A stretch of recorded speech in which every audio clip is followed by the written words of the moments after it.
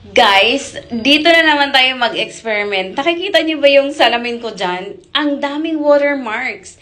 And then, ito pag nagto-toothpaste kasi dito kami nagto-toothbrush. Yung mga toothpaste, sometime na sa mirror. So, yun yung talaga na gusto-gusto ko mawala. So, yes, i-experiment natin dito. Kasi, kung nakikita nyo to sa FYP nyo, laging, is para sa sasakyan talaga to. Ayan.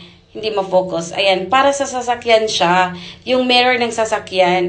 Nagwo-work talaga siya. Pero hindi lang yan, guys. Na-try ko na to sa mirror. And sobrang, parang clarity. Yung clarity niya, yung mirror nyo, sobrang linaw. Ayan, so, again, babasain lang natin ng tubig.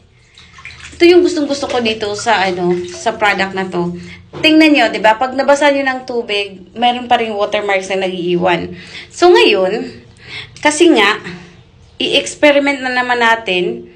So maglagay tayo sa dito sa na to, yung parang tawag dito, yung sponge niya. Lagyan natin ng paste. Ayan, nabasa tuloy yung sabon ko. Ito yung pinakamagandang sabon sa kung gusto nyo pumuti talaga, magpantay yung puti ng yung skin. Anyway, yes. So ngayon, nabasa ko na tuloy. So ngayon, lagyan natin ng kunting paste. Half muna para makita nyo. Tingnan nyo yung watermarks, no, 'di ba? May watermarks. So half muna lalagyan natin. Ayan. So dito muna. Alam nyo ba, napaka-satisfying tong na to. Atong experiment na to, ayan. O, see? Dapat talaga pala, basain nyo muna ng tubig. So, half ng salamin nilagyan natin, no? And, tingnan nyo yung difference. Kanina, di ba? Siya? Nag-iiwan pa rin ng watermarks. Tingnan natin dito naman, pag nalinis na natin to. So, yung sa kabila, hindi natin nilagyan. Ayan, dapat matanggal lahat. Ayan. Nakikita nyo guys, magsa-slide lang yung water dyan. O, diba? Diba? Sabi ko sa inyo eh.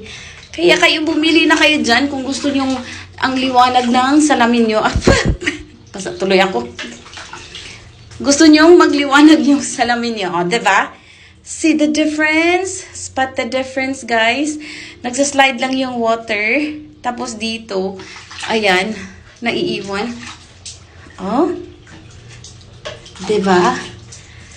Yes! Kung gusto nyong maliwanag yung salamin nyo na napakalinaw,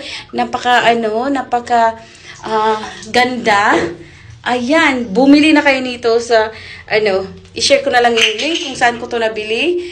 Itong Glass Restore Paste. Sobrang useful talaga nito. Yes, ayan. So, i-share ko na lang yung link kung saan ko to nabili. And tatapusin ko muna to. So, yun lang. Bye!